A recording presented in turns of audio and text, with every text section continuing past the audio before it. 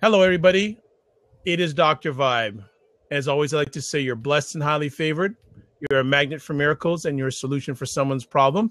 And I am very blessed to have with me tonight, as well, getting to be a regular thing in a good way, Glenn Barker of the Mankind Project and Dr. Marvin Thompson from the Lighthouse Education Foundation. Did I get it right, Dr. T? You got it All right. right. And for the last, gosh, it's been coming up to a year. We've been having conversations about manhood. And you know what, Glenn? Why don't you give a little background on yourself first, because we have some new people on the line tonight. Absolutely, and thank you, Dr. Vibe, for providing this platform, and welcome folks to this new interactive edition of what we have at the Dr. Vibe Show. I'm Glenn Barker. I'm with the Mankind Project in Chicago, and for 30 years now, we've been providing services for men in the way of breakthrough weekends, ongoing men's circles. We work with individual men, we work with communities, and we're proposing things to the whole country for a way for the mature masculine to be emerged.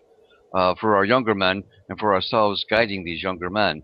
So our hope is to contribute to the lives of ourselves, of each other, to our families and our communities.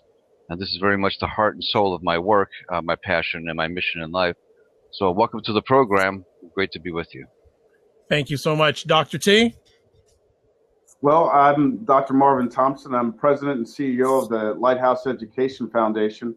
And my foundation's work is aligned a little with what Mr. Barker defined with men, is just helping our young men really grow and develop into manhood, particularly in this environment that we have of absentee fathers and single-parent homes, and dealing with a lot of the a little lack of guidance. And one of our primary goals is to provide these young men with, one, some insight into themselves and to the definition of manhood, but also give them some experiences so they can really walk through and work through some of the levels of manhood that they identify with.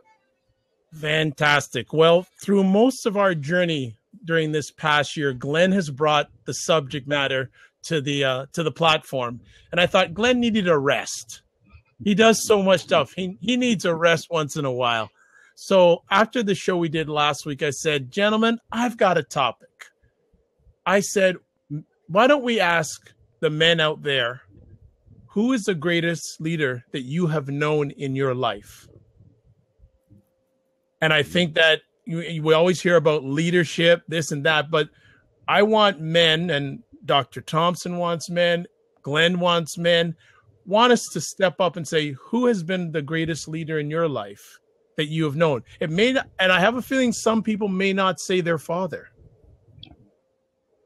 So this is a very powerful conversation. I know we have a Frenio on from Brazil, and we also have Danielle on too, and we'll probably, if you want to join in the conversation a little bit, we can certainly get you going. But I'm going to put the question out to Glenn. Who has been a significant leader in your life and why?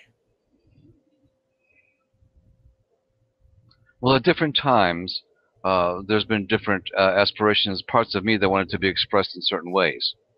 So as a younger man, wanted to be the confident, powerful, popular, young man. And those men that exhibited great confidence, physical strength, speed, agility, popularity, or charm were very much the ones that I envied, right? And so I wanted to model myself after that. Grown men had attributes that I respected and admired, but didn't necessarily until sometime later really look to embody that as a way of being manly. It was more or less my physical presence, my ability to interact and to attract females and to draw a crowd. This was the kind of thing that I admired, the men as a youth. Later on, I fell in love with being a rock star. Wanted to be a rock star, so that was the impetus for a long time, and went into music and very much enjoyed it a number of years in the music industry. But the star part eluded me. So, but that was then I emulated a lot of that life in order to try to bring that in as be part of me out into it and match those two things up. So it depends on the stages. Then through the 30s and 40s, I was raising a child, and then I became the white knight businessman, and grew a number of companies. And so what I started to admire were those that had success. You know, those that had success through bootstrapping, your own kind of man, building your own business. And I modeled myself after a lot of that in order to gain power and control and assertiveness in that regard. And then into my 40s, I really started to realize in this whole time that my real quest was to become a man that could do whatever he chose to do in his life because he had the right stuff. It was really then more about choice rather than morphing. It was really about owning myself. And these last 20, 25 years have been very much along my heroes, or those that I model myself after, are those that have living and modeling and communicating a life of a true masculine that holds his ground, and he's not a stranger in any place. He's at home in the wild and at home, knows how to work in a civilization and within himself, is in control of his own emotions, is a contributor. And so now it's become less about me, and I'm modeling myself after men that is more about contribution. And I find myself drawn to more of the great leaders of our times and times past, and looking at the biographies and trying to model myself after that kind of generativity of what I can give back. So it is time capsulated. Yeah. It is very need specific, you know, at the time, what's pressing at the time. And as I look back, it's all been necessary and developmental, and has contributed to me greatly. And many of these have had a cost, because I am a person of some extremes, and I'm very much all in or all out kind of person. And that, again, has served me and costed me, and all these things. So it's an interesting journey, and I suspect that many of you will have similar stories, and I'd love to hear them, and our listeners, about the time of life, the kind of man or men that you modeled yourself after, and why. Why was that important at the time? So thank you for asking. My pleasure. Dr. T? I'd have to definitely piggyback on what Glenn shared in terms of leadership being in stages, because as he was talking, I was walking through, 5 decades of growth and development. But I can honestly say, and I think you said that you might be surprised that most people would say their father was not their leader, their role model, or their hero.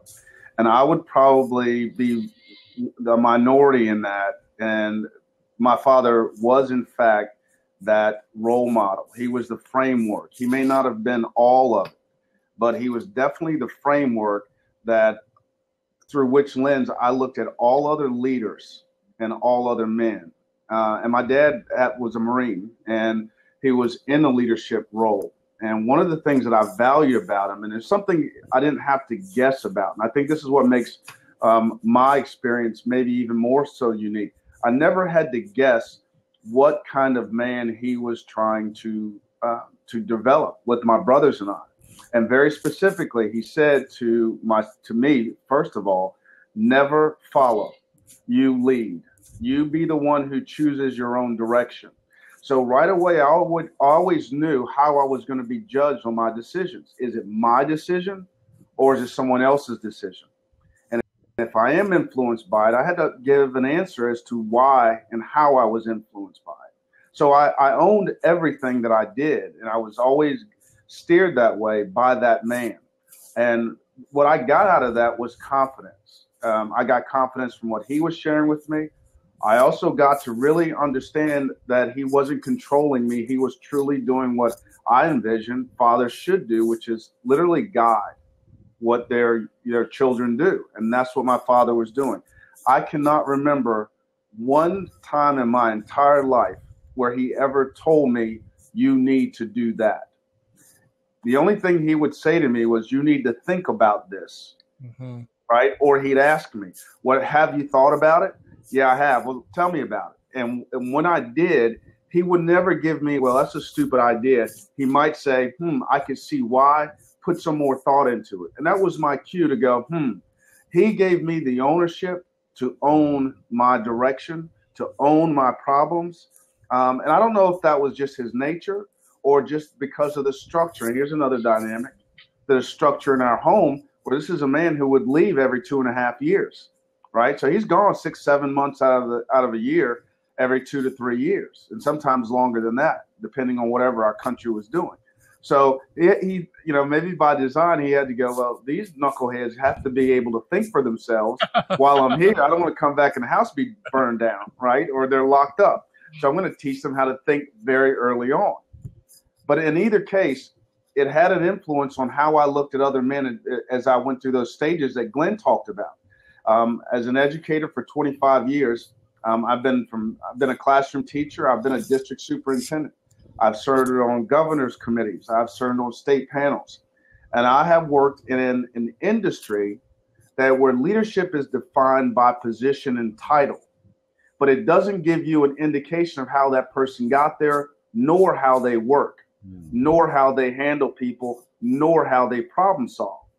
So as I began to move through those spheres, I began to start looking at people through the lens by which I was raised and which I became to value. Did they empower people by questioning?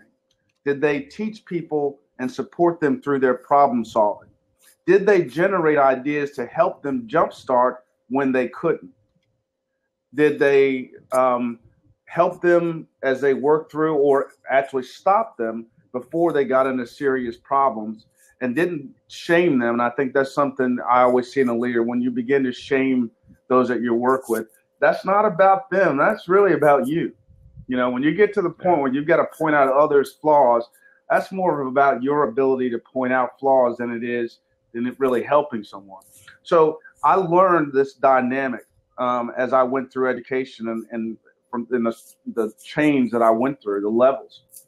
I began to take away those things that I found I valued, found that fit into that paradigm of empowerment and capacity building, and I discounted all of those shadowy behaviors that I saw that did not fit into that model. And what I began to do was even those leaders who showed shadow behavior, I found value in the things they did right. So it made me look at them differently. So leadership to me became a very big component of the behavior of individuals as they relate to other individuals. Strong. Dr. Thompson, I'm just going to remind you, be careful. I know your mic is on your string, but anytime it rubs. My mic is right here. Oh, okay. Well, some reason I'm getting this rubbing sound. Maybe it's picking up. I don't know. That's all right. You're good. Okay. I will add to the conversation. I piggyback on everything that both Glenn and Dr. Thompson said.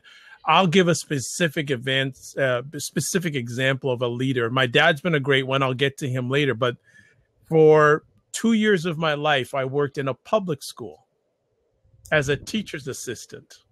Oh, Lord. And in the first 6 months were in kindergarten. That was another experience altogether. But the gentleman who was the principal was an incredible leader. And I'll just give you some of the reasons why I thought so. First of all, he came from another area to come to this school.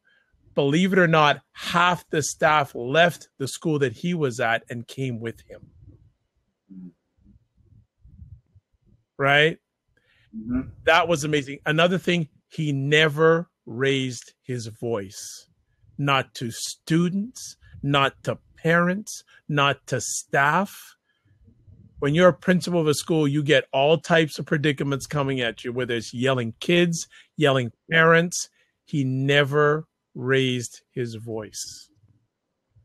Calm, always kept a level above the situation that was going on, whether it was a great situation or not so great situation. He never yelled at anybody.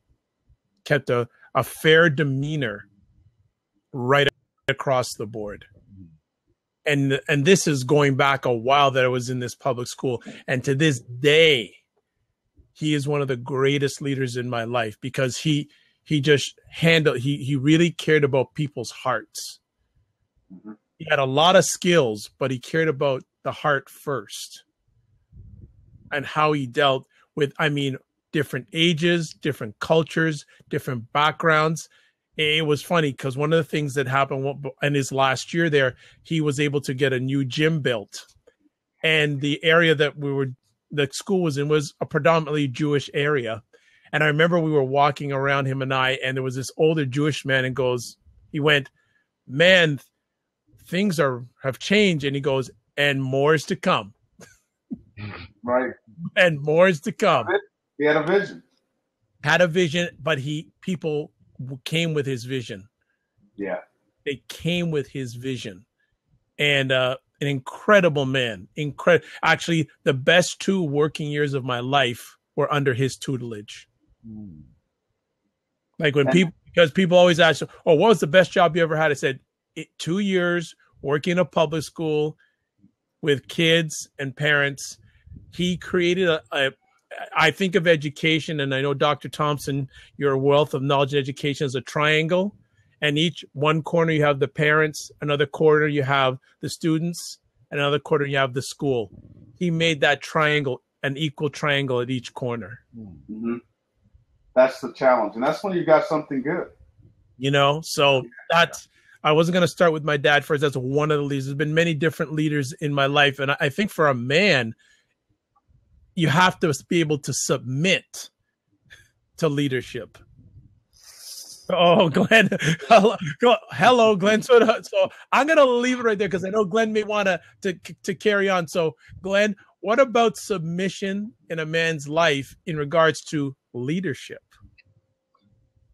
Well, this is a wonderful subject. You could do a whole show on that. I think men, in many ways, they aspire to a hierarchy. They want respect from other men. And so there's a hierarchy. There's a pecking order in every group, in every organization, and men rate themselves along that hierarchy. And I think, in large part, it's a hard conversation to have, but I think women also look for men that have stature among other men. So this becomes a very important commodity for men. Where do I rank? Where do I rank with other men? And therefore, because I'll get the spoils of what comes with that ranking. So the ability to submit sounds like submission, but the truth of it is, if to make space for a great leader, if I have a great leader in an arena, to stifle that leader, like Dr. Thompson will say, then it becomes more about me. All right, now it's about me needing to be the top dog. I can and I do submit to great leadership when I judge they're competent. Mm-hmm. So I have judgments. Yeah, when I judge they're competent, I can submit, but it's always like trust and verify. There's still that part of me that says, "I'll watch you for a while, and we'll see." And yes, you have license here, and my BS meter is always on. See if someone passes the smell test about the way they really show up around things, and time tells with a lot of people. That's what it does. So submission is not an easy thing, I think, for men. It might be a little easier, actually, because that's about their kingship, their own place with other men. Another part of this, I would say, is I think men are submit a little easier with the feminine, because there's a different type of power differential between the feminine and the masculine, and many men will fight with other men, but they'll abdicate with women. And this is about sovereignty. This is about where you want to assert yourself and what's the payoff and what's the for it. Many men, if they want the love of even other men or their partners, will submit to a point that many times is healthy because you can call it compromise. Other times it could be resentful, and so the man winds up withholding and having resentments we call coming out sideways. He's not there emotionally. He's shutting down. He's turning off this way. And this is because he feels he's submitting to a power rather than voluntarily making room for someone else. So submission is a multi-pronged conversation to have. And so and that's only a piece of it. Dr. Thompson, submission. Submission. I think the submission piece, to me, in my experience, always seems to come in play when either the leader doesn't have a clear vision, and when you're asking someone to submit to leadership, in my view, you're always asking them to conform to your vision and your vision only. And most people are drawn to things that they themselves can see what they can get out of it, how they're benefiting from it. And a lot of the teachers groups that I work with, they give me an example of principals that I'll work with. I'll go to speak to a group of principals, and they will always talk about what's not going right, right? They'll always explain to me what the leader's doing. whether privately or in small groups. And they'll talk about the principal, they'll talk about the superintendent. And I'll always ask the question, well, what is it that you wanted? And that's where they all disagree, or they all agree that the leader is not doing this and they're making them do these things. But when I ask them the question about what they want, it's very clear that they can't tell me specifically what their vision is. They'll tell me what they want. I want the leader to stop doing this. I immediately say to myself, well, how much power have you given them that they're allowed to do that? I want a magic wand, so it all goes away. Yeah, exactly. Yeah, so exactly. So some of the things that we talk about when we talk about submission, it's not just submission of following, but is it submission of will? Is it submission of vision? You know, you're going to do it because I said so when you work here. Well, that's not leadership. That's a dictatorship. That is not leadership. That's a monarchy. I work here, you work for me, you'll do it my way. Leadership is when we set a course and you ensure that we get there safely, intact, and we achieve our goal. And this is that whole concept of servitude. And I believe in you, though. And also that I believe in you. Absolutely.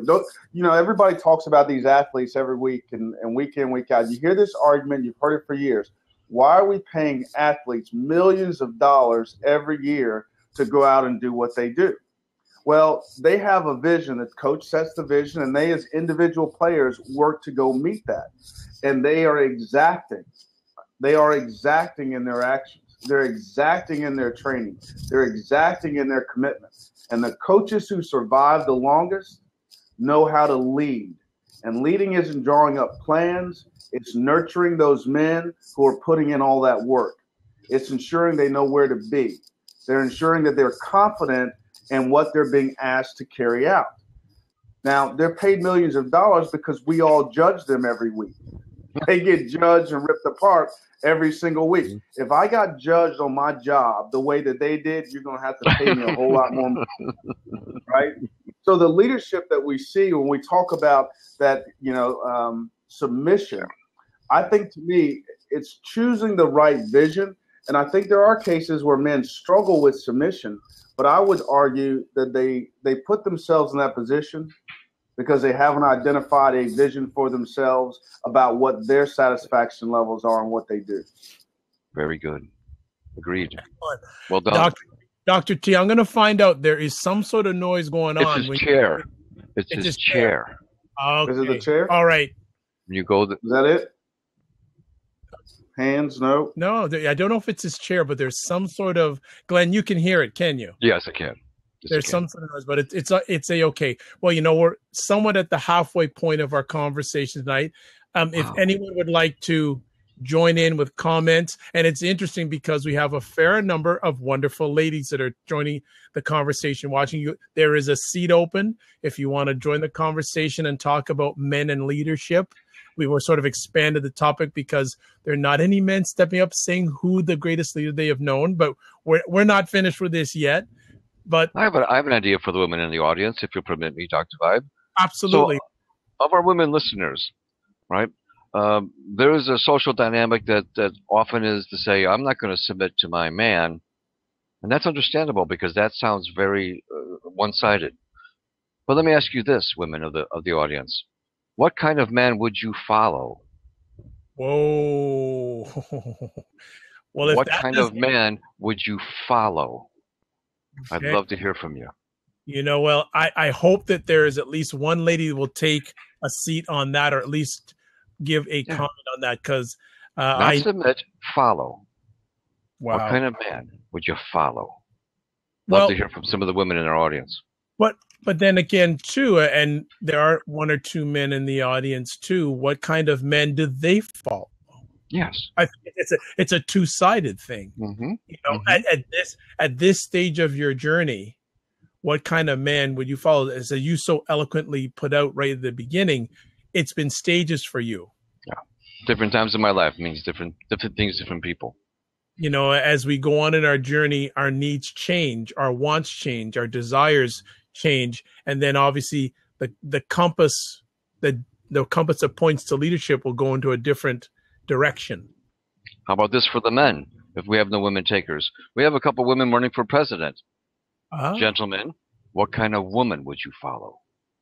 Oh. Whoa. Well, your country is right up for that. Yes. Okay, men. Okay. What kind of Danielle? woman would you say, okay, you get the driver's seat? And I'm okay with that. You know what? Because you're the right one. Okay, here we go. Well, before we get Angela to come in, Daniela said, a man who is made clear for me his vision. I need to be secure in his character and have built up enough trust to his experienced behaviors. Okay, let's Good get point. Well said. okay, and Yeah. we got Angelica. I'm speaking that she's going to come into the conversation. Good. Tell us about men. I'm trying to figure out how this blab thing works. This is my first time blabbing. Well, Hey, how are Welcome. you? I'm fine. Welcome. I actually was just talking to you. Looking at camera, right? Just to make sure. Yes, Yeah, thank you. we got you. And welcome. Okay. So I was just actually talking to a few of my male colleagues today about this topic. And for me, I'm actually one of those females, like I believe, what is your name? MKP Chicago? This is Glenn. Yeah, Glenn. Glenn. Okay. I was just like I was saying, like with Glenn, when he was talking about what type of man would you follow. Yeah. I'm actually that woman who has this much faith in men in leadership, only because I don't know so many that are actually effective leaders, especially in today's young men. I know of the older generations, like my great grandfather. I admired him so much. He took care of home and he was in politics, so he was an admirable character. However, the men of today, they're either competing with the women or they're just not secure in their leadership. So what are your thoughts on that? So this is Glenn. And I think there's a suspicion. Hey, Angelica, Yes. you need to put either earbuds or earphones because you're going to get echo. Oh. Do you have any? Okay, I do have headphones. Just one moment. Can I mute? No. No. No. I'll just go. Yeah. Yeah. Okay, no problem. So while Well, we're waiting for Glenn- her, we'll say that there is and we'll go through it once again. But there is a suspicion of men, and I think some of it's justified, and mostly because we don't celebrate or the emulation of great men. They seem distant, they seem far away, they seem mythic in proportion, and the everyday male has gotten quite a bashing. Some of it deserved, some of it not. And so when she goes back, I think this is a great piece to know about. This is about the almost close to gender politics. What it is between the interaction, what means something to me. Dr. Thompson's actions mean something to me that's very in the realm of what I can tolerate for a woman may be very intolerable. The way I interpret how other men do things, for me, is very understandable. For other women, it's very exasperating. And these are things about understanding between the genders and where somebody's at in their life. Younger men don't have many of these qualities. So when she comes back on, we'll ask her to re-ask her question and ask you, men, want to elaborate? This is a great area to elaborate on. I can hear the difference. Yes, and you're not echoing, so this is Yeah. beautiful. Okay. No problem. So Thank you for that. Repeat your question then. repeat your question. Yes. So my question actually was, let me see if I phrased it correctly. For Glenn. What would you say for women like myself? I'm actually on the brink of 30. I'm not excited about that, but on the brink of 30, how would you reassure a woman who has very little faith in men in my age category having effective leadership? How would you reassure them that, yes, chivalry is not dead and that men can still be effective leaders in today's society? Sadly, some of this answer you may not want to hear, but here it comes. Okay. About half of it or more is your stuff. You're coming to the table loaded, and you're going to find what you're looking for. So let me ask you, what are you looking for? Because you're going to make it come true. If you like you said, your belief that men are this or men are that, and you got this broad brush, that's what you're going to see, and that's what's going to come into your view, and that's what you're going to say, aha, there it is again, and everything else then fades because that thing becomes the thing. Exactly. So one of the main things to say is to look into your own judgments, truly.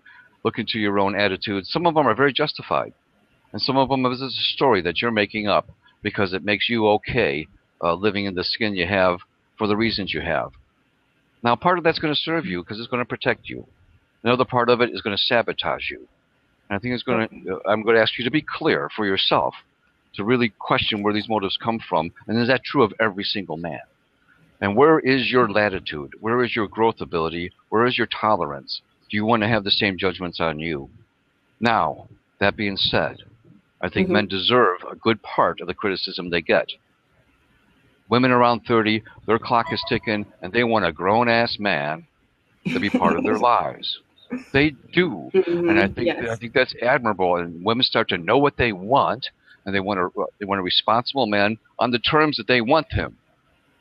Is this guy going to have a job? Is he going to take care of my kids? If I'm going down, I'm going to be down with kids for a couple of years. Is he going to be able to carry this load, right? And if I give to him my life, is he going to heroically, right, carry this hero role for me, father role for me and my family? This is a very heavy weight on both of you, and it is. And many women your age are attracted to men a little bit older because they're a little more secure, right? And they have a little more substance, and they've carried a little more weight for a longer time. They are stronger, okay? They are more together. So are you saying women older than 30 are more secure? Is that what you're saying? I was going to say women your age may be attracted to men slightly older because those men are more secure. Yes, absolutely. Absolutely. I agree with that. And those men are more secure. A young man at 30 is still questioning. He's just starting to question his boy attitudes. A woman of 30 is ready to have a family, and she wants a guy that's got all that sorted out. So men and women are a little different timetable here. They are. Absolutely. Sadly, they are a little different time. It's like always a catch-up game. And if I could just fix this guy, then maybe because he's got some stuff I like, but come on, wake up. Right, and I just had that experience, yes. That I was like, well, you'll be the one that got away, thankfully. So an older man's advice to a young, beautiful woman would be not so much maybe his behaviors, but his true heart. I mean, truly, if you see a man that's actually, quite a loyal, at this point in your life, he's kind of a white knight. He really wants to be a good guy, and he's got a conscience, and he's ready to own the fact that he's got something that he hasn't got it all worked out, but he's willing to try. And he's going to dedicate himself some. At your time of life, you'll find these white knights that are they're kind of narrow. They don't have this big, broad knowledge of manhood, but if they're good in their heart and they're loyal and they're dedicated, and they're fiercely in love with you and they want a life with you, that is something you can build on because these other things do come and go. Well, it may be for me to actually, I'm sorry to cut you off. Please. It may be for me to actually surround myself in that space. Maybe it's possibly my environment. Because even though I have like an expansive network of entrepreneurs that I'm always around, I keep finding myself attracted, and with the laws of attraction, to the same type of guys. And I started thinking, maybe it's not them, maybe it is me. And I started writing out the list of what I required from a partner and then what I have to offer. And I said, oh, that's probably why I'm not getting what I actually wanted, because I'm not really I can't even offer what it is that I want them to offer me. So yeah, it is a little selfish. Well, it's a different kind of conversation, but many times women want what they didn't get from their fathers. Yep. Absolutely, I agree. Angelica, I'm going to let you go because we've got some other people that may want to stop by. I thank you so much for stopping. Thank you, Angelica. All right, thank you for interesting conversation. Well, take care, guys. Good night, Angelica. Well, we're here every Tuesday night, most Tuesday nights at 8:30. So come on back. Next question goes to Dr. Thompson. Thank you, Angelica. That was good. She brought up an interesting point. I'm glad you steered her that way, because a lot of times it's like they want to answer about the group or the group of people. There's something wrong with them. I'm hanging out with the wrong people. But and she actually went through the work herself. She made a list. She said, hey, maybe it's the people I'm around and, the things that I'm looking for. And she realized, hey, it's me. I'm a magnet, the law of attraction. Yeah. Yeah, many women want those things that they did not get from their father. If their father was emotionally unavailable in certain areas, that's a craving in every child, and it shows up in boys differently. But that's what the women are looking for: that incompleteness. He was absent. He didn't show up. He wouldn't be there. Of course, there's a hunger in that, and that's what's being sought. And the sad part of the pathology, you want to say, of it, is that you seek out men that are very much like your father, and they can't give it to you.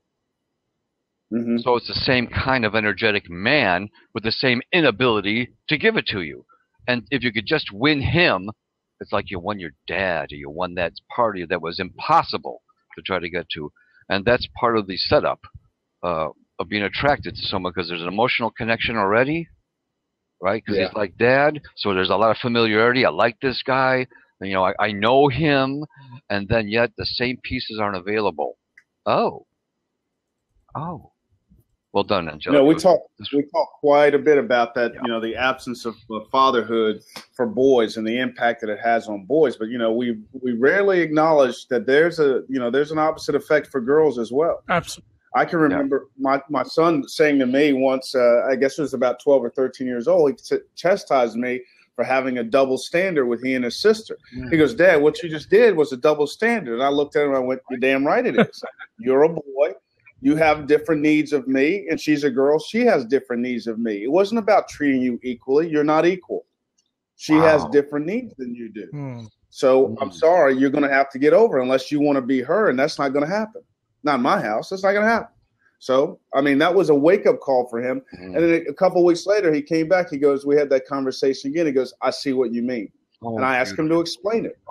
I asked him to explain it. He went, well, she's a girl. She's thinks these things. I need these things in life. I went, exactly. And I want a man that she meets to be doing these things. Oh, wonderful. Right. Oh. So I think we don't acknowledge those things. We're always in this equity world, and we don't acknowledge there's a difference. And this young lady, Angelica, who did an excellent job laying out her issues, we don't know if her father was with her or not, but I bet you if she were to continue this conversation with you, it would probably fit into that dynamic you described. Present, but not present. Okay. Right? Not full. The ladies are stepping up tonight, gentlemen. So, Danielle, how you doing? Can't hear you. Welcome, Danielle. Hello, Danielle. Still can't hear you. Okay, she's going to click off and come back on. Gentlemen, as Danielle comes back on again, and Angelica's loving what you guys are sharing. Glenn, you deal with men. Yeah. Dr. T, you deal with younger men. When in their behaviors and their actions, or if they ever communicate it to you, where are they getting their leadership from? I think that's a loaded question. When I look at young men, it's going to depend on whether or not there's a man in the family, in their life, in the home. Secondly, what type of mother, how their mother's responding to being a single parent. Do we have a dominant mother? Do we have a passive mother? Do we have a mother that engages that young man in all of the dynamics that go on in the home and how she's feeling about it, because he's going to carry that burden with him? And is he just a young man that's being raised by his peers who are also in the same boat? So, they all respond to it differently, but it's really governed by which path they're chosen, who's influencing that gap that exists.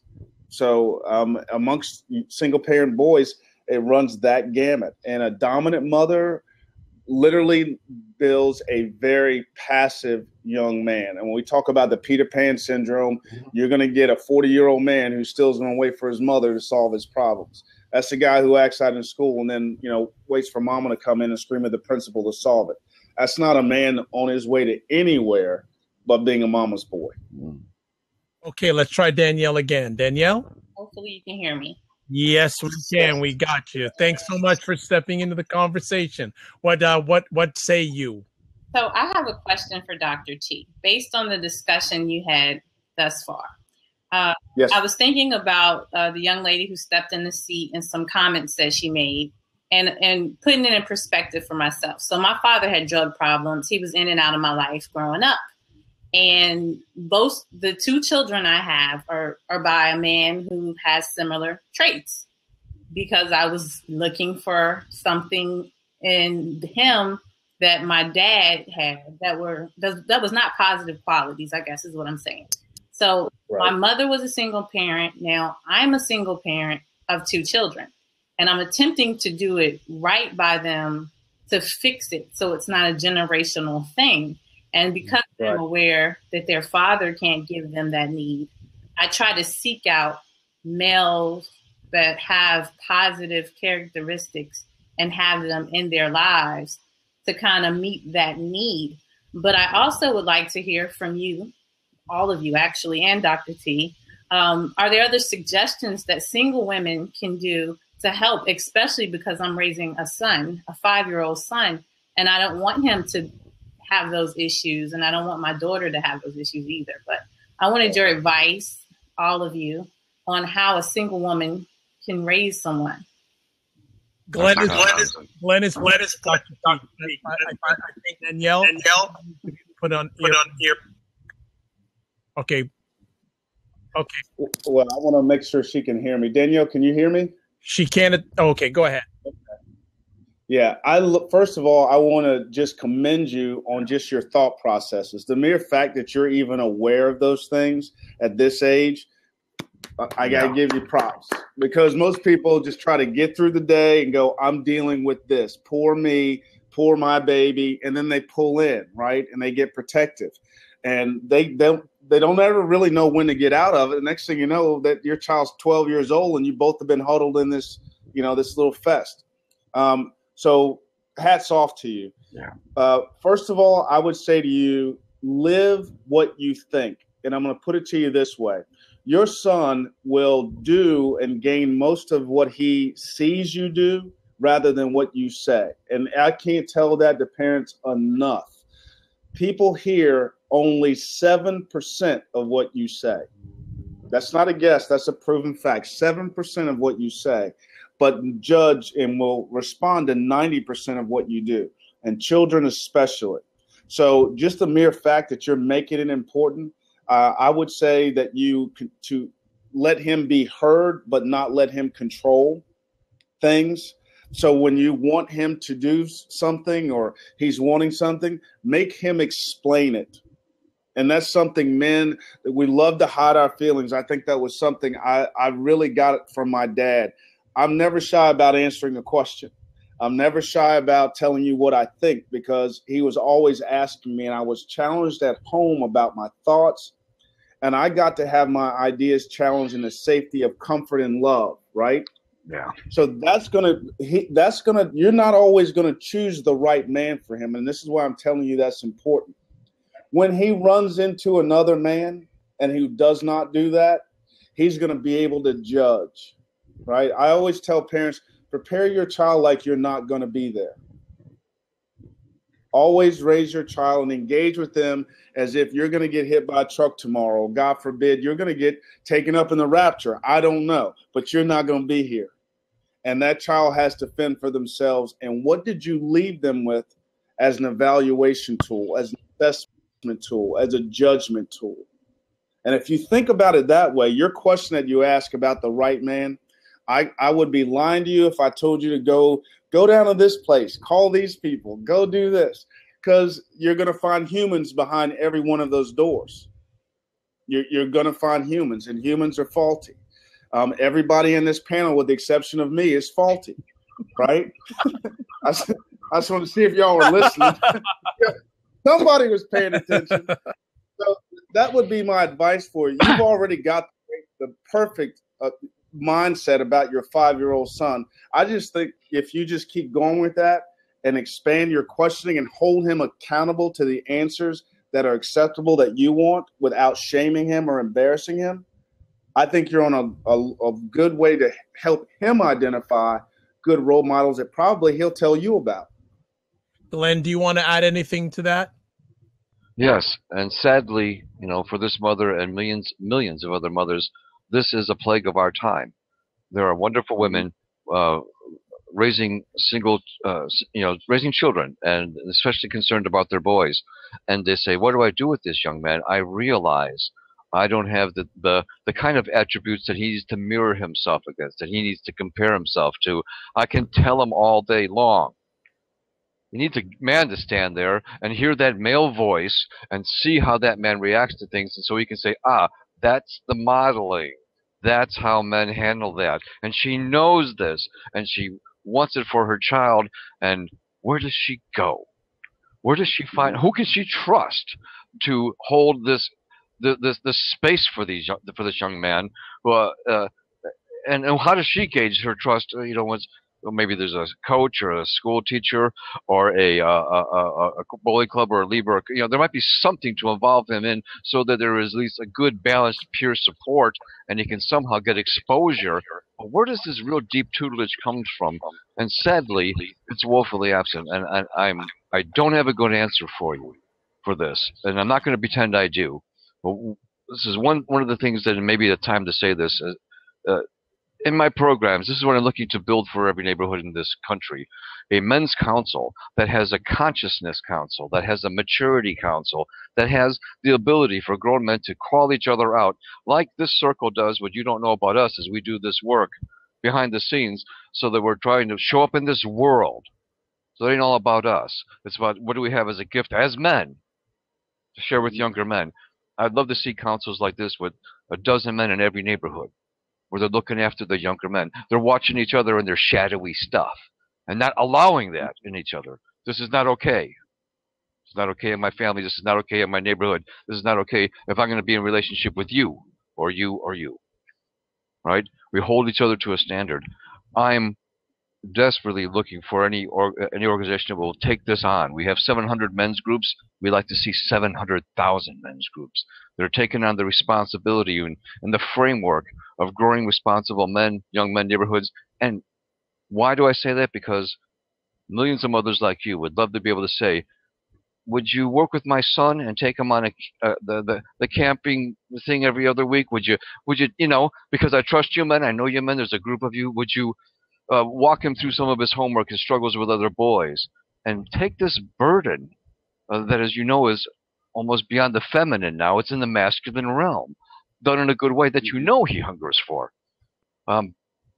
This affects very much the development of our boys. We know this, you know this, and I wish the rest of our world felt like you do, so that we would take more opportunities to support the men's plight, to bring this to the communities for each other, and to and help our mothers and sons.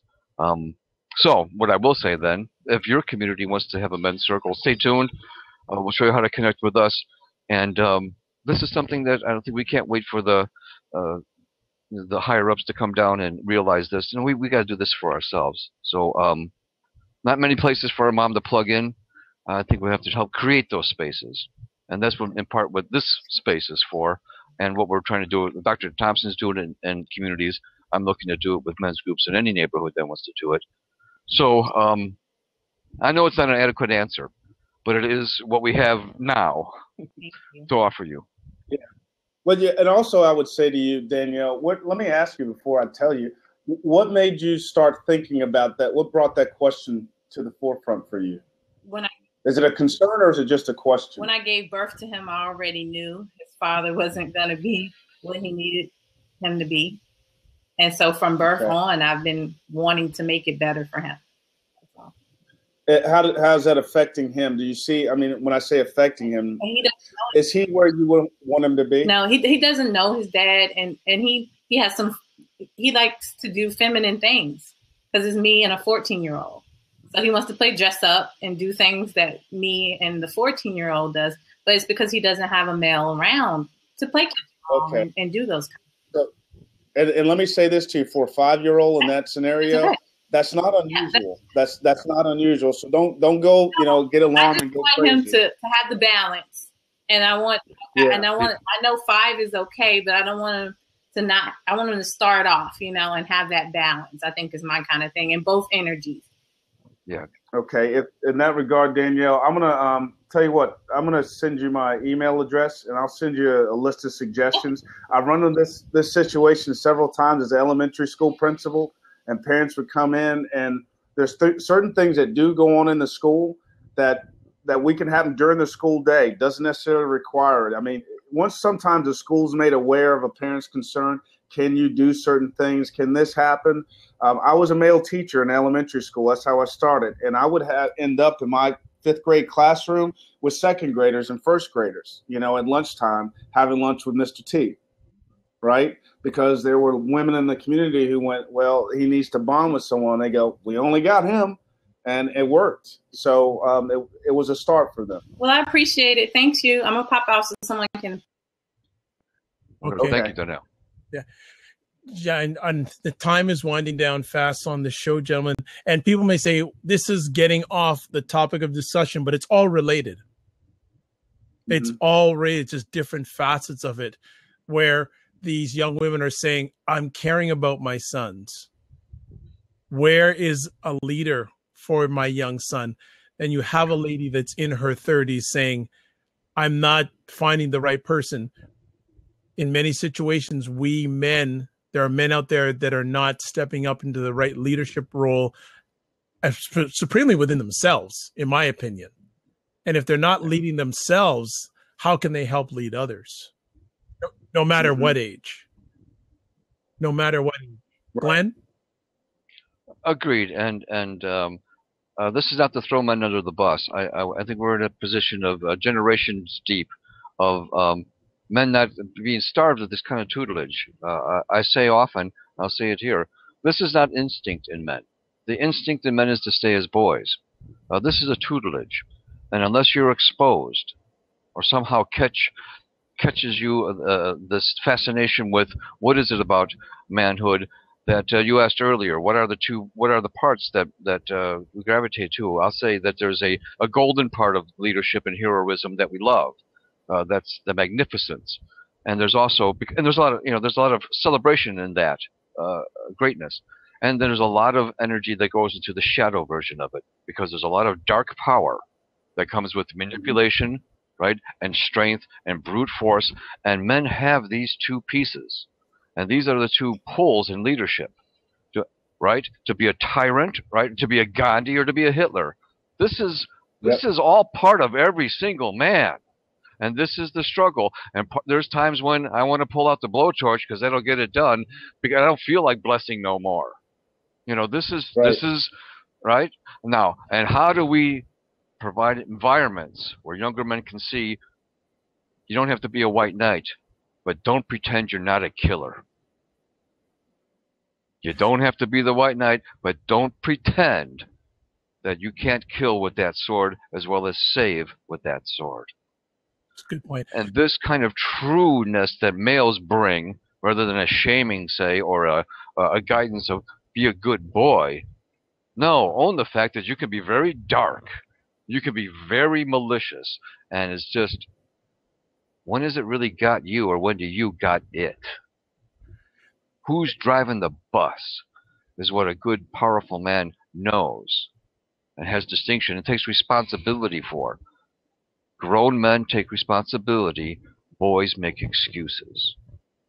If we want men that'll take responsibility, us as other grown men have to show where the line is. Where's the line consistently? And this is the exposure to many good men, not just father. Many good men can bring to me, still to this day, where am I making excuses? That's my boy.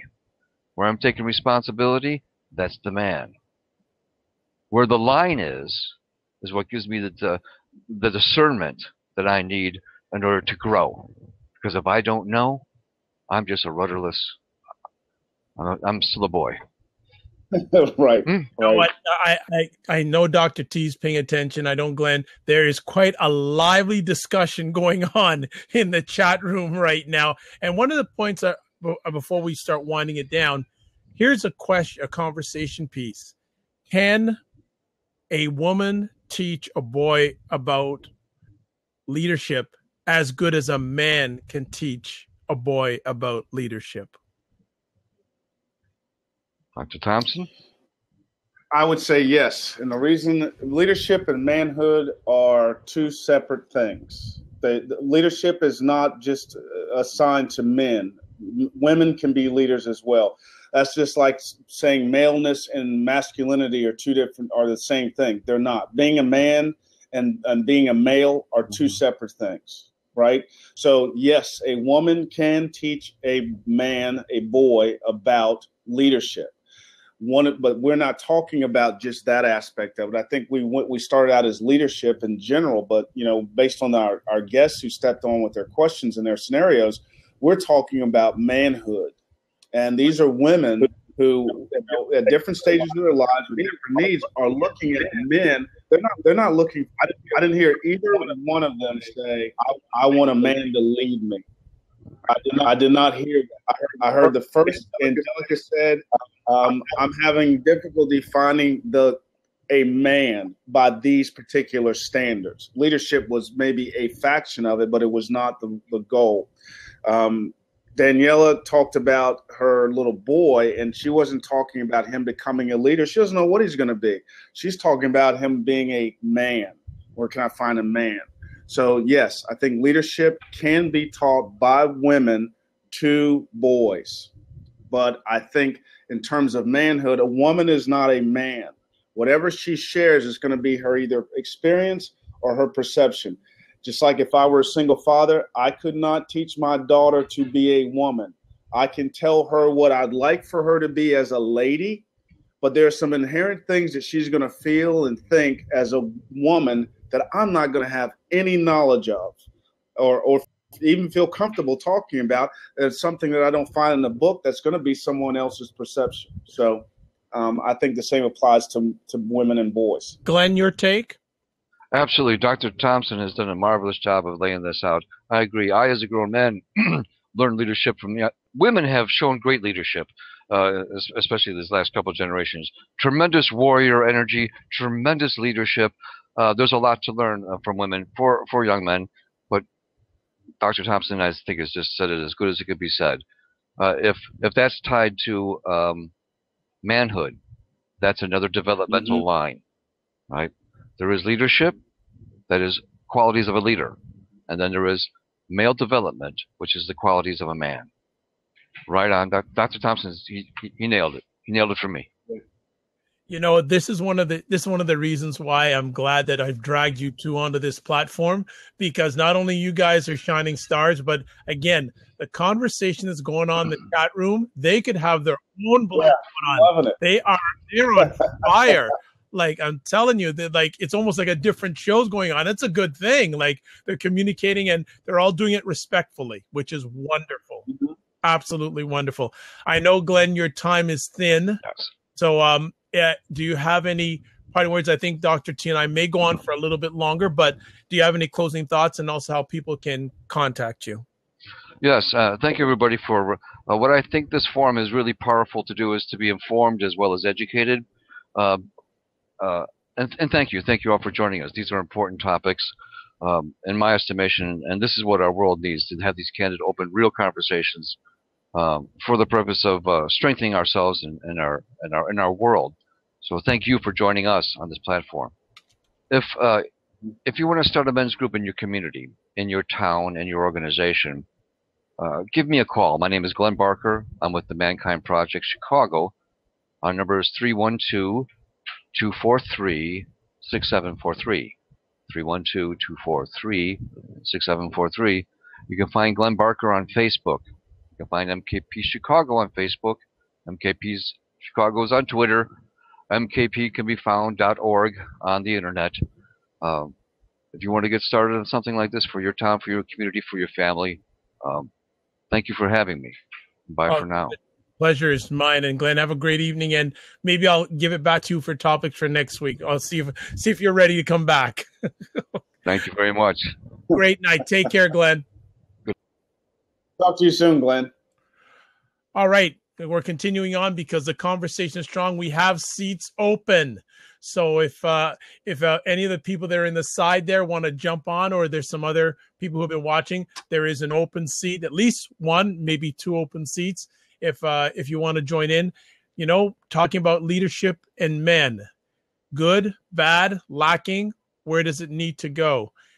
This has been a great conversation going on and as I said with jump in yeah, man, I'm sitting here looking at the comments on the side. I'm going to start, where it seems to be there's a theme that's developing is about, men, and we identified men as a variable, a positive variable in the raising of young men. But I'm not even going to try to pronounce it. Says not every man understands in a healthy way how to be a good role model. And I think that's the value portion of judgment, right?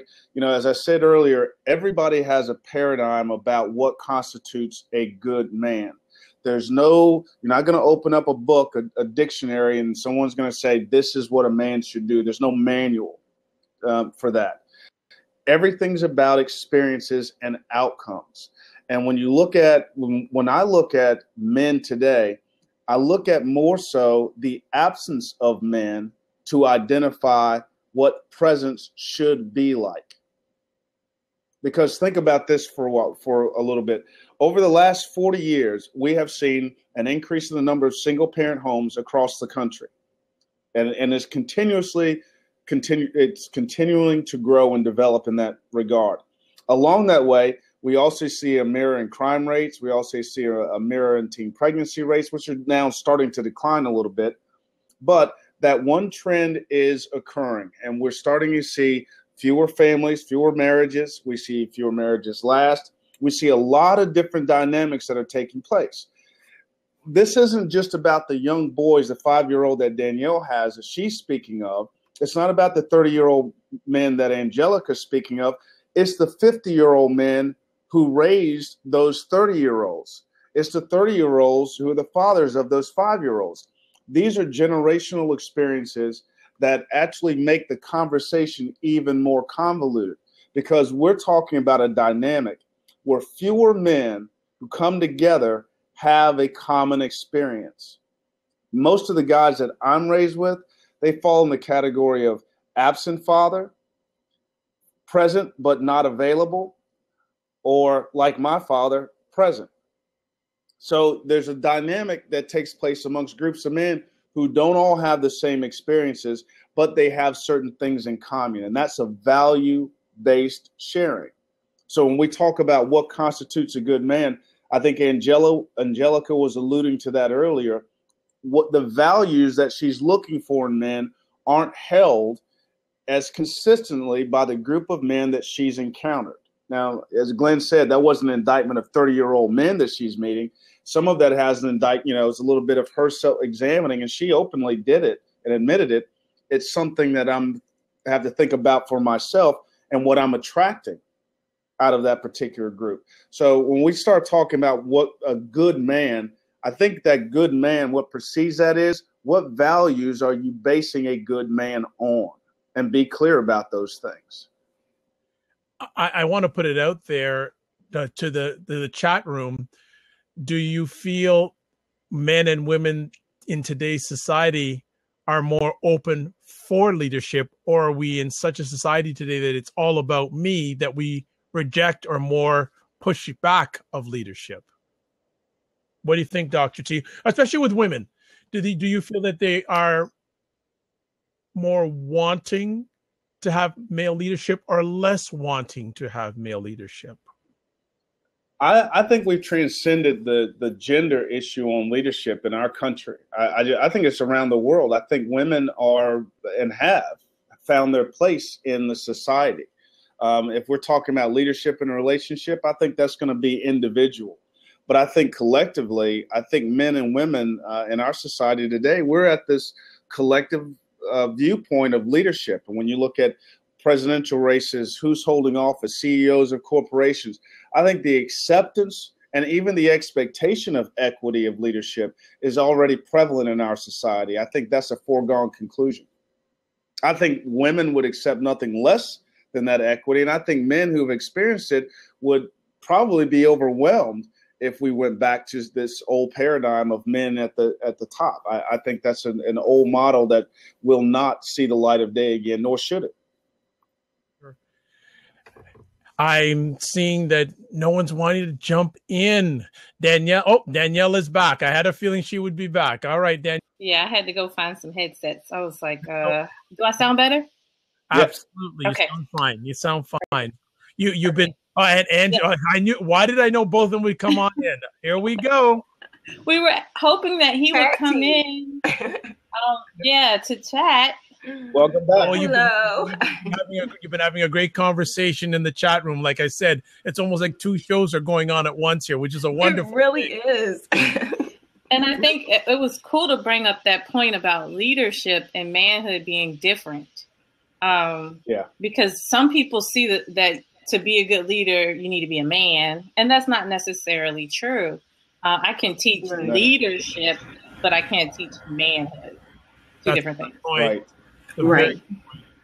And that's what. Yeah, those are some old paradigms and thoughts that just carried over that just haven't been shaken off. You know, we're not as progressive as we think we are. We haven't gotten as far as we think we've gotten. Yeah, because we're still struggling with the race issue. So we haven't even started, I think, really focusing on fixing some of the gender problems because we still need to fix the race issue. Right. And that's a whole nother blab in itself. Exactly. I'm looking forward to the email. Mm-hmm. Yes. Oh, I have to email you first, Danielle, to see if our topics coincide. Oh, well, whatever your topic is. I didn't have a specific topic. I was just agreeing to participate. Okay. I will do anything Dr. Vi needs me to do because he's just awesome. So, yes, he is. I'm always there. And I've fallen in love with the discussion overall, and I really appreciate perspectives from men who I value, and I value Dr. Vibe. And in the short time listening to Dr. T, I was like, I really want to hear his thoughts because I always get information from women. Most of things that I hear are from women. And I want to get a male's perspective sometimes. So, well, I can tell you when we, as some of the things that we've talked around, they're like inherent in here. And I've been in education for, like I said, 25 years, and I can't tell you the number of times I've had young mothers who sit across from me with children who are acting out, either whether it's at home, whether it's at school. Usually, if it's at school, and it's at both. And I always tell parents when they come in. Background noise. I can hear that. Yeah, where is that? So when they come in, that whatever you're seeing at home, we're seeing at school. They're not separate. The children know how to mask whatever. They if they're doing great at home, they're doing great at school. It just mirrors that way. But I would also say this. More oftentimes when I find children acting out, and this is whether or not the father is present or not, it is a mother who is literally picking up all of the pieces, doing all of the work, and the father is just present. He's just there, right? He's present in his maleness, not his manness, but his maleness. I'm a male. So those are things that young boys pick up on, and it requires no action on the father just to show up and have a particular chromosome, right? And those are the things that I find when I end up meeting with mothers. This relationship has a hugely negative effect on boys' perceptions, not only of their fathers, but of the role of women and how they're treated. And inherently, I can't tell you the number of times I've had to force fathers to come in, and I would tell the mother, tell you what, I'm not suspending your kid, but you don't come back anymore without your husband because he needs to hear from me, right? He needs to sit across from me because he's going to be accountable to this. I'm tired of seeing you. You're tired of seeing me. And it's only at that point that the mother becomes truly empowered to force the husband to be the father, to be a man, and step into that fatherhood role. There are many men I find when we get to that point are reluctant because they don't have that experience themselves. They don't know what to do. Absolutely. So, and it was shocking to me because I just thought they were lazy. I'm like, you're pathetic. Yeah. And when the doors closed and there's 2 men in the room, and I said, here's the problem, and they would always inherently say to me, I did that at home too. So I understand it. My dad just kind of ignored it. So I'm just kind of doing that too. I said, and I said this on last week's show, most people do what they understand, not what's right. Exactly. So when they say, well, that's been my experience. Repeat that again. Most people do what they understand, not what's right. Most people will stand and fight you toe to toe, not because it's right, just because they understand it. It's my experience. I know it, and I know I'm right. Well, that's your experience, but it doesn't mean you're right. Absolutely. And it doesn't mean it's the only way. And a lot of times when we raise our children, we stand on our experience and we substitute that as being right when in fact it may not be. And Danielle, that's why I was saying, when you take the approach to ask them, you're really finding out who they are. They may have your genes, they may have your blood, but they are different. They bring a little something different to the table, right? Yes. My daughter looks like me, acts like me, but my God, she is not me. And my son is not, and I'm very grateful. But these are things that men, if I didn't take the time to do what my dad did with me and ask them questions and say why, I literally had to step back and look at them as a individual. And they're respected that way. I think a lot of our fathers aren't comfortable leading by serving their children. Wow. Why do you say that? Interesting. Why do you say that, Doc? And by the way, we had a special moment during this blab. B. DeTeco agreed with something that was said by Dr. Thompson. And I missed that. Yeah, I saw that, yes. So all three of you were in unison for a few moments. So it's all good. Thanks for joining in at chocolate_fruit. Thank you so much. But I want you to expand on that last point that you just made, Dr. T, because that was powerful. And I know the ladies want to hear more on what you just said.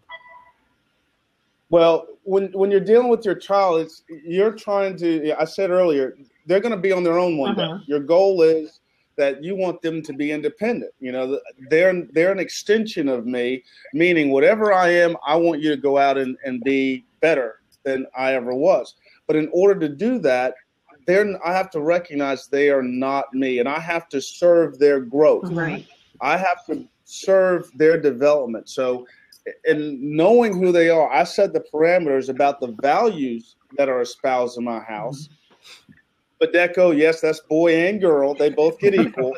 But the rules are different because they are different. And my role as a father, as a parent, is to serve their development. And that's leadership, right? If I don't lead them and going there and pull out their thoughts, and I'm supposed to be the place where they're supposed to be able to share their doubts, their fears, without shame, without embarrassment, right? And know they're going to either get, I don't know, let's figure this out together. I've done that a million times. Or think about this. My son has this habit of going, what would you do? And I always had to remind him, it's not about me. Exactly. All you need to know is I'm going to be there to help you with whatever you decide and help you make a good decision.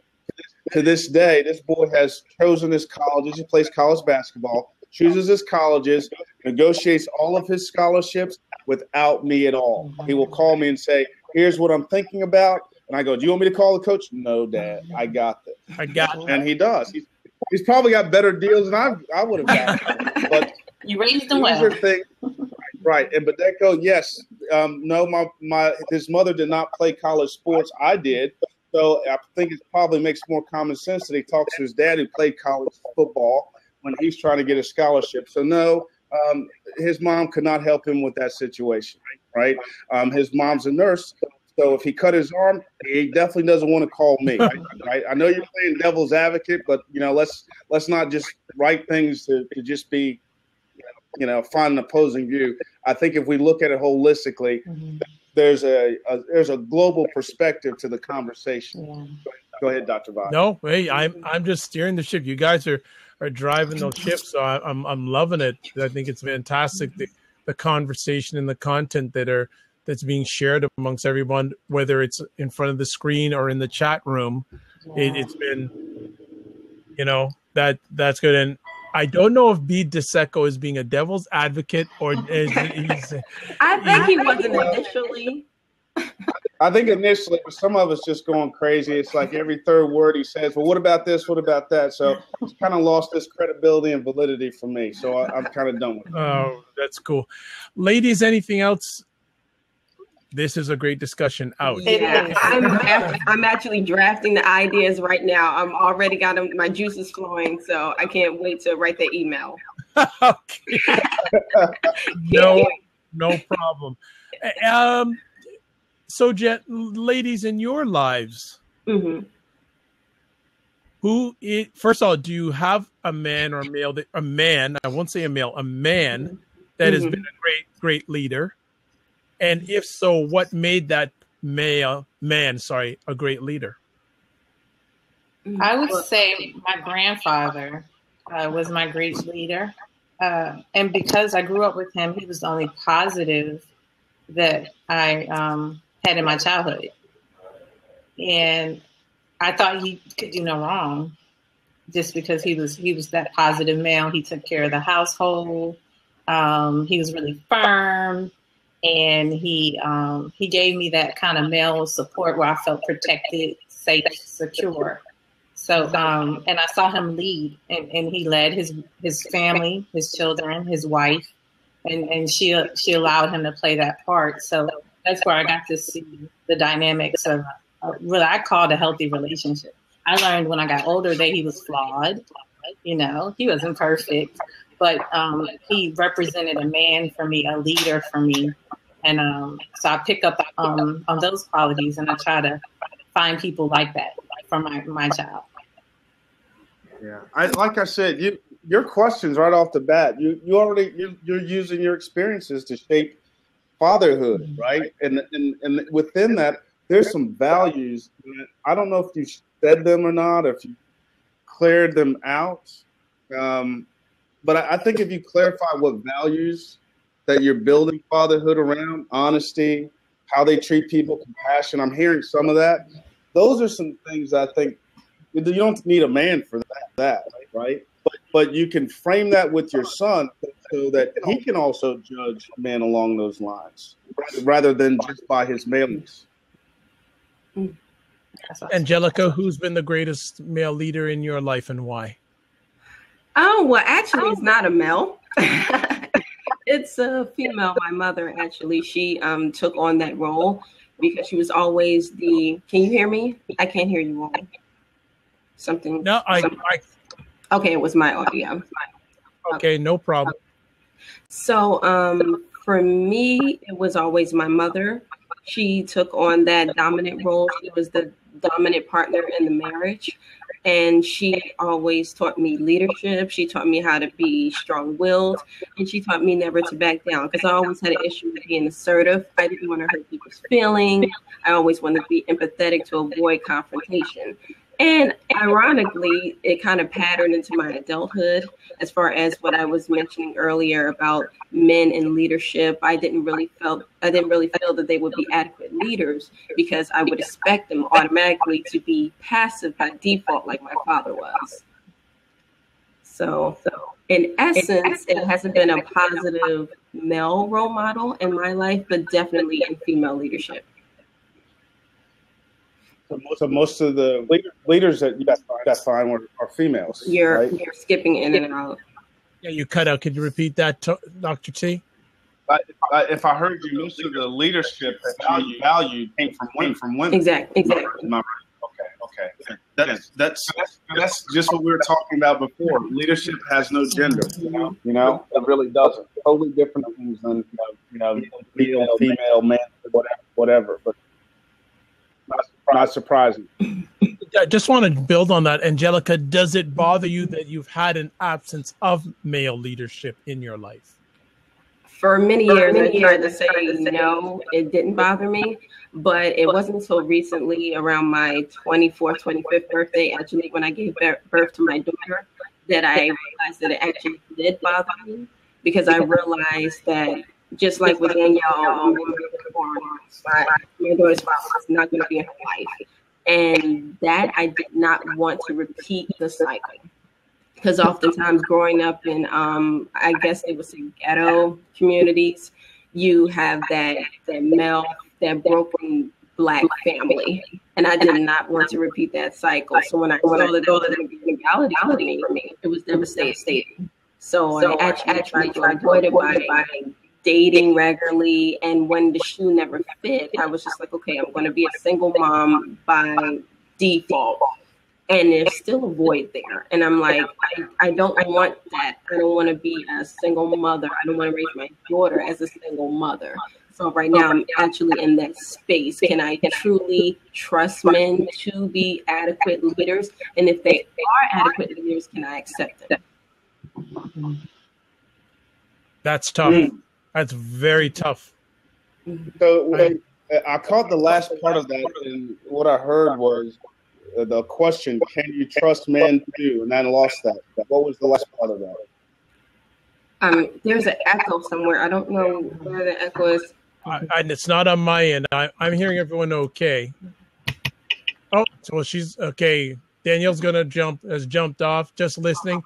Hey, I'd like to say a shout out to Ms. Word. Ms. Word, if you want to jump in about men and leaders, she is a very close friend, and she actually coaches men.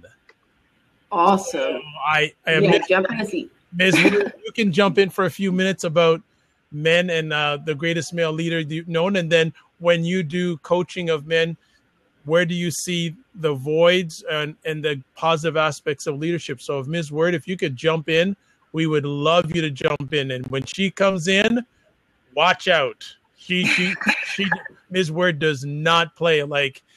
We've had Elisa on, but Lisa's been on with us before. Yes, Elisa was on, and she is powerful, not powerful, powerful. That is Ms. Word. So hopefully you can jump on for a second, Ms. Word. And Danielle I didn't ask her to jump off, but she jumped off. Tony's streaming voice, I know you're just listening, but again, thank you for your support. It's so appreciated. Ms. Word, are we going to get you? Please come in. She's just checking her audio, so watch out. She's getting ready to 1 minute. All right. So yeah, I think that and it's so wonderful throughout this conversation tonight. We've expanded.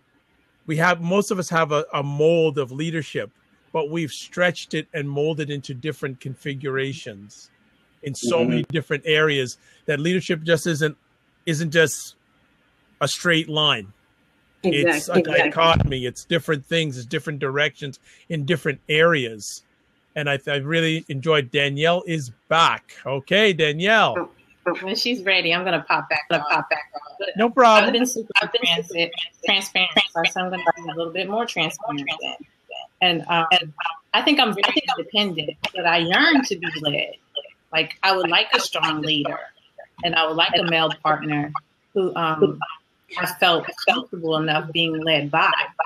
And I haven't seen anything like that. And I know part of it is my own perception. And it's something that I'm going to need to work through myself, through experiences. But I do yearn for that. And I don't know if that's a female trait or just my personal experience. But I would like to find someone where I felt comfortable being led by. Which gets me to another conversation piece, then, ladies that are on the line. The ladies that you converse with, did they tell you that they want male leadership? None that I know. Me either. That's very interesting. No. Because it goes back. It goes back to those dynamics where, just like if you say male leadership, they'll say, "Oh, well, I don't need a man. I'm this type of woman," and it gets to the whole Destiny's Child, like that whole thing going on. I'm like, no, that wasn't the question exactly. But wow, wow, yeah, it gets into that conversation. So I try to make that avenue sometimes. Okay, I am going to ask. Okay, well, Danielle made it easy. Oh, okay. Watch. Get ready. Here she comes, part of Atlanta's finest. She's coming to join us. How we doing, Ms. Word? I'm doing okay. Hey, how's everybody else doing? We're great. Fine. Well, I've made sure that I'm ready. You're ready? Okay. For what? Is this the word that's coming or something? Well, Elisa, we've been having a wonderful conversation tonight about the original topic was about men. Who is the greatest leader that you have known? And we've taken the area of men and leadership in so many different directions.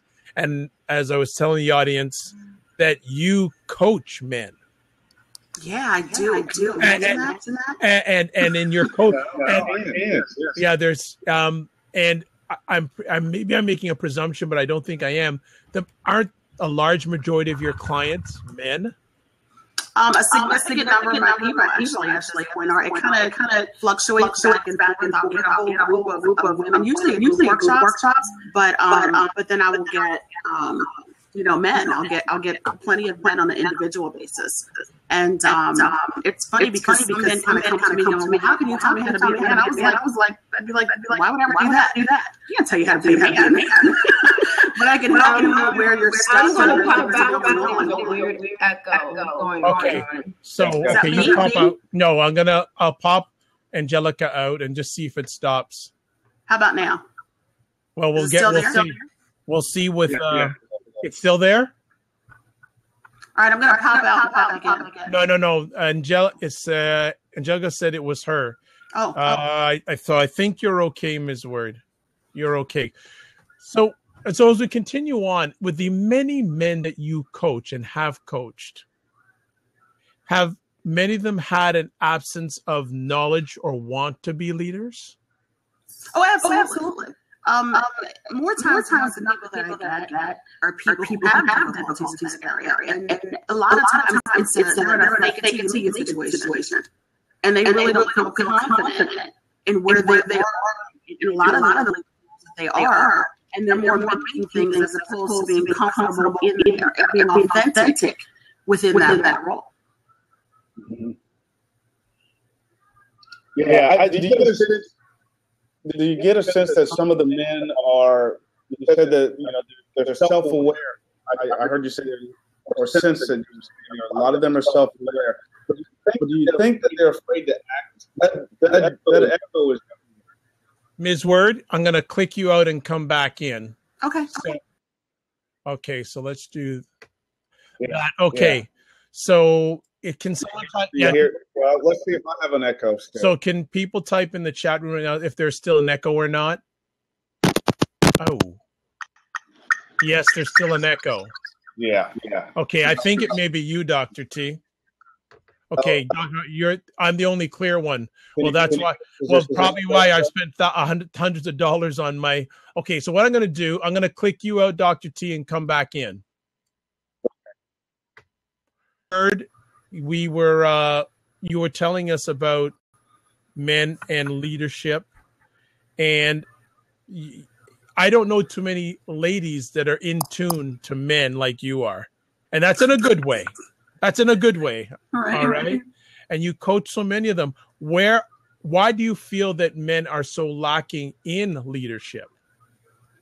Well, who's teaching them to lead? People are teaching them to be in leadership roles. They're teaching them that it's their job to be there. But it's like anything else. I can tell you you're supposed to ride a bike, but unless I teach you all the nuances to riding a bicycle, how are you going to know everything that happens with that? How are you going to know how to put the pedal to the left or to the right, or to shift or to steer or to hit the brakes for certain things? If I say the same thing about a vehicle, you might be able to drive that vehicle and you might be able to drive it very well going down the street until you have to make a left turn or a right turn or put your signal on, or you have to back up, or you have to parallel park, right? But you're supposed to drive that car. So you do it, so you fake it till you make it.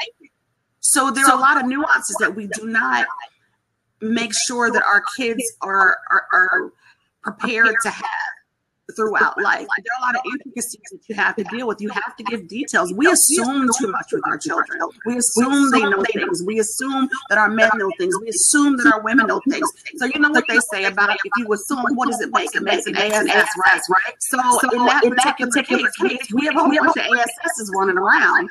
That because that's what we're creating, right? We're creating ASS situations for what? Because it doesn't seem that are there. He's the point. My son went to the car and was waiting for me in the shopping center because I had gone my stuff to dad. I'm running in another store. So take a few minutes. I'm going to go in. You stay in the car. He comes in. I'm not finished. He goes back out, says he's going to start the car up. And I told him how to start the car. He didn't think anything of it, but it was one time. He told me hysterical. He's stuck in the car. The car shut off, and he's stuck in the car. He's pushing the button, but he's stuck in the car. But what I neglected to realize is my child was born in the age of technology. So because of that, he's used to the button working to get out of the car. Did he think to pull up the knob? Absolutely not. Right? He knew how to, the car had just started. But what happened was he had an accessory. So the battery drained. So all those little intricacies weren't there. They weren't taught. So he knew how to sit in the front seat, how to turn on the radio, how he thought to turn the radio on, but then he didn't even know how to get out the car. And that seems really, this is a straight A kid. But it's because he was born in a technology age where the preparation wasn't given to him for manual things.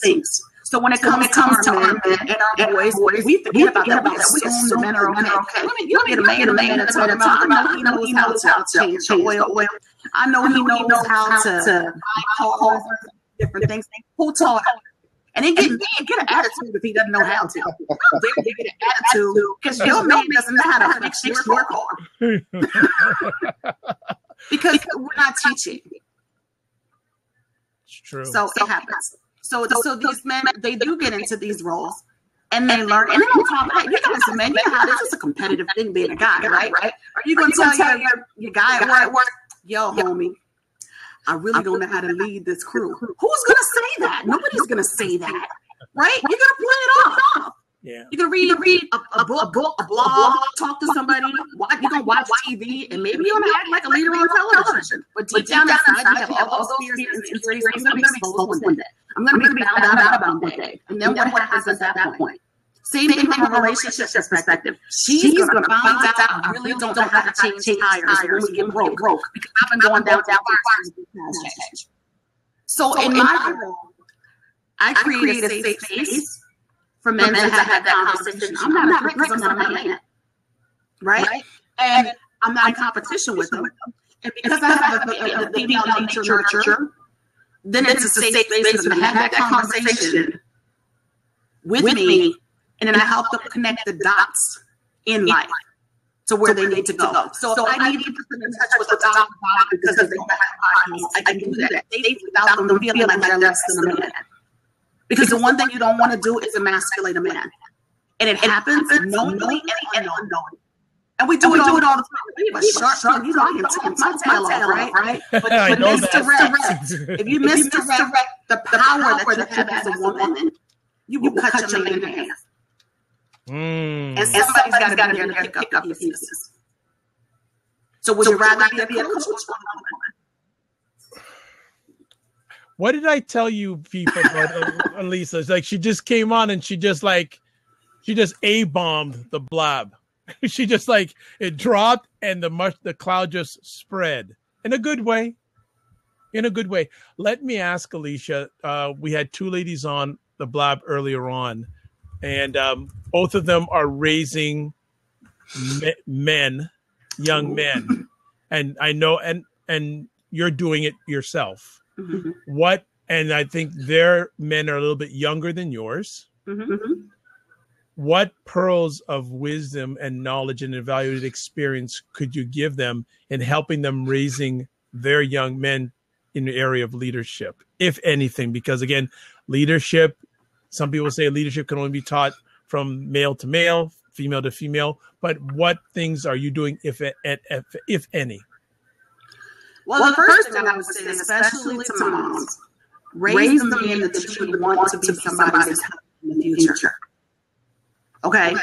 A lot of times what happens, we love our boys. I love my sons to death. I really do.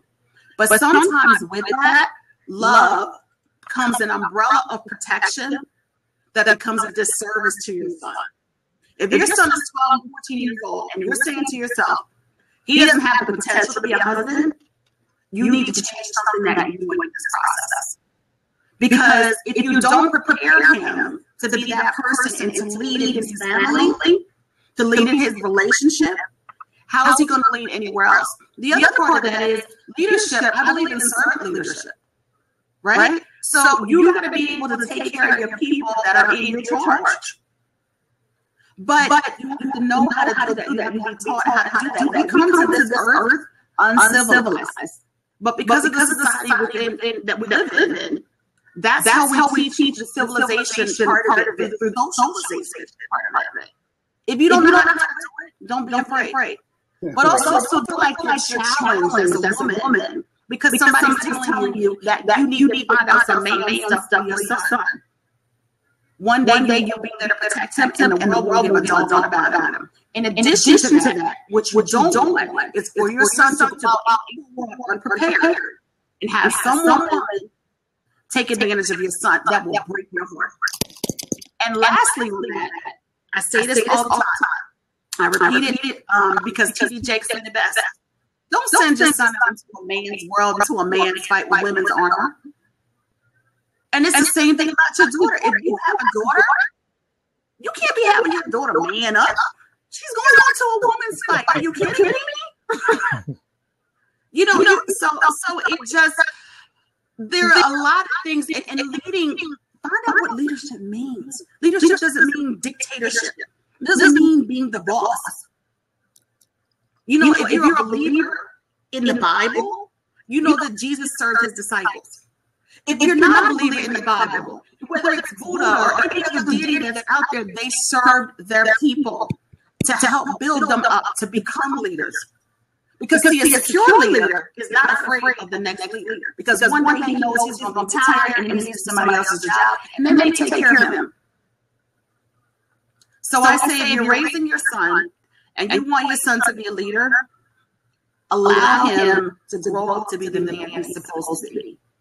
And learn as much about men as you can. And you will never fully understand the male dynamic, but embrace it, accept it, and show your son that he is enough. Pop. Dr. T, do you want to add on to that? I don't think there's much else to say about it. I love the fact that you touched on the aspect of men masculine. I think it's so under discussed in our society about we're talking so much about raising men. We sometimes ignore the fact that we're emasculating them in that effort. And we know that I've run into so many single mothers that hold their young men to their bosom, and the tighter they, less of a man you're going to get. And I think those are some of the serious behaviors that I see young boys later rebel against, and mothers wonder why. What's going on? Why are you acting this way? I've done all this for you. And I'm like, well, you gave them what you wanted to get. What you needed, but it wasn't necessarily what he needed. It wasn't what he wanted. And rebellion looks a certain way. I have seen no man who literally their relationship carrying that back. And it shows up in so many different ways. So masculine isn't a feminized man. It's literally taking his man space from him. Growth opportunities. I love hearing that. Well, you know what? We're going to wind it down. I'd like to say first things first. Thank you very much, Ms. Word, for stopping in. You're always welcome. You're always welcome. How can people touch base with you? And I know the two ladies, Danielle and Angelica, if you don't follow this lady, if your wood is wet, I'm just going to put it that way. All right. Ms. Word, how can people touch base with you? You can follow me on Twitter, A_Spirit, ATUB, the number Spirit. Same thing on Instagram. Or you can go to my website, which is chapter, the number 2. And living.com, chapter 2 living.com. You can find me there. I'm on Twitter every day, all day, so you can find me there. and they're already both following you. So if you really want to see if you can get her email, she does a lot. Her depth of knowledge on a lot of subjects that need to be brought to the forefront.